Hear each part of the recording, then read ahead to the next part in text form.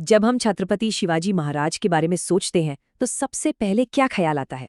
जाहिर है, उनके विशाल किले, पहाड़ों में गुरिल्ला युद्ध की कहानियां और एक महान योद्धा की छवि। यही तो हम सब ने सुना है ना? लेकिन क्या उनकी ताकत सिर्फ जमीन की सीमाओं में ही बंधी थी? क्या उनका असर सिर्फ सह्याद्री की पहाड़ियों तक ही था? ये एक ऐसा सवाल है जो अक्सर इतिहास के पन्नों में कहीं खो सा जाता है। क्योंकि असल में ऐतिहासिक सबूत हमें एक बिल्कुल ही अलग और कहीं ज्यादा बड़ी तस्वीर दिखाते हैं। एक ऐसी कहानी जो जमीन पर नहीं बल्कि समंदर की लहरों पर लिखी गई थी। तो चलिए बात करते हैं शिवाजी महाराज की एक ऐसी नेवी की जिसका असर सिर्फ भारत के तटों तक ही सीमित नहीं था बल्कि दुनिया के अहम समुद्री रास्तों तक फैला हुआ था। 17वीं सदी की बात है। मराठा नेवी की पहुंच दुनिया के सबसे जरूरी ट्रेड रूट्स में से एक स्ट्रेट ऑफ होर्मुज तक थी। अब ये उस दौर के हिसाब से एक बहुत बड़ी बहुत ही बड़ी जियोपॉलिटिकल अचीवमेंट थी। और हाँ, ये मराठा जहाज सिर्फ गश्त नहीं लगा रहे थे, वो बाकायदा बिजनेस कर रहे थे, ट्रेड कर रहे थे।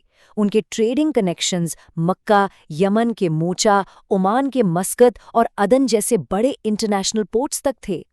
और देखिए, ये कोई मनगढ़ंत कहानी नहीं है। इसका सबसे पक्का सबूत हमें कहीं और से नहीं बल्कि मराठों के सबसे बड़े कॉम्पिटिटर्स यानी अंग्रेजों के अपने ऑफिशियल दस्तावेजों से मिलता है, जिसका टाइटल है इंग्लिश रिकॉर्ड्स ऑन शिवाजी। तो आखिर इन अंग्रेजी दस्तावेजों में लिखा क्या है? आइए जरा करीब से देखते हैं उन सफर और उन टकरावों को जिनका जिक्र इन रिकॉर्ड्स में किया गया है।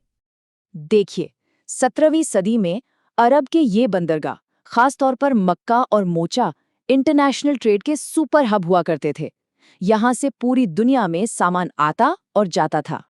और यहीं पर हमें मराठाओं के ट्रेड के स्केल का अंदाजा लगता है।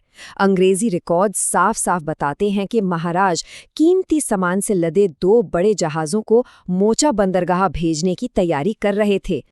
एक और अहम पोर्ट था अदन। अब यहाँ तक कि कामयाब यात्रा ये साबित करती थी कि मराठा नेवी के पास सिर्फ इरादा ही नहीं बल्कि अरब सागर जैसे विशाल और खतरनाक समंदर को पार करने की टेक्नोलॉजी और काबिलियत दोनों थीं। और ये सिर्फ एक दावा नहीं है। इंग्लिश रिकॉर्ड्स के लेटर नंबर 170 में साफ साफ लिखा है कि महाराज का एक जंक टाइप का जहाज अदन से लौटा था। ये उनकी लॉन्ग रेंज नेवल प्रेजेंस का एक पुख्ता सबूत है। लेकिन देखिए, जब समंदर पर ताकत की लड़ाई हो तो व्यापार हमेशा शांति से तो होता नहीं है। एक घटना का जिक्र मिलता है। मस्कत से लौट रहे एक मराठा जहाज को खराब मौसम की वजह से अंग्रेजों के पोर्ट पर रुकना पड़ा। अंग्रेजों ने इसे एक मौके की तरह देखा और जहाज को उसके कीमती सामान के साथ जब्त कर लिया और वजह बताई राजापुर लूट का बदला। ये घटना सीधे तौर पर मराठा नेवी की इंटरनेशनल एक्टिविटीज और यूरोपियन ताकतों के साथ उनकी सीधी टक्कर को साबित करती है। तो सवाल ये उठता है कि इतनी लंबी और जोखिम भरी यात्राओं को अंजाम देने के लिए आखिर मराठा नेवी किस तरह के जहाज इस्तेमाल कर रही थी? अंग्रेजी रिकॉर्ड्स में हमें 2 तरह के जहाज़ों का पता चलता है। एक तो थे बड़े मालवाहक जहाज जो भारी और कीमती सामान ढोने के लिए बने थे, और दूसरे थे जंक टाइप के जहाज जो समझ लीजिए कि उस दौर के लॉन्ग डिस्टेंस ट्रक थे, जिन्हें खास तौर पर अरब सागर जैसी लंबी समुद्री यात्राओं के लिए डिजाइन किया गया था। और जरा इस नंबर पर ध्यान दीजिए, 2। मोचा के लिए सिर्फ एक ही ट्रिप के लिए 2 बड़े बड़े मालवाहक जहाज तैयार हो रहे थे। अब सुनने में ये नंबर शायद छोटा लगे, लेकिन उस जमाने के हिसाब से ये एक बहुत बड़ा ऑपरेशन था और मराठा साम्राज्य के बड़े इकोनॉमिक एम्बिशन को दिखाता था। तो ये सब हमें किस नतीजे पर पहुंचाता है?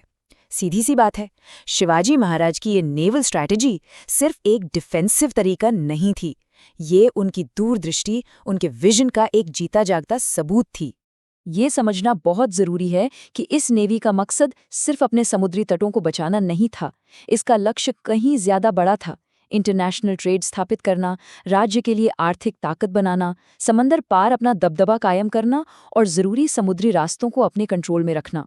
जरा सोचिए, 17वीं सदी में हॉर्मुज की खाड़ी जैसे एक अहम समुद्री रास्ते के लिए स्ट्रेटेजी बनाना, ये वही रास्ता है जिसकी अहमियत आज भी दुनिया की एनर्जी सिक्योरिटी के लिए बनी हुई है। ये शिवाजी महाराज के विजन को दिखाता है। और यहीं पर हमारे लिए एक बड़ा सवाल खड़ा होता है। एक दूरदर्शी शासक की नेवल और इकोनॉमिक स्ट्रैटेजी जो सदियों पहले बनाई गई थी, वो आज की जियोपॉलिटिक्स और ग्लोबल ट्रेड के लिए क्या सबक दे सकती है?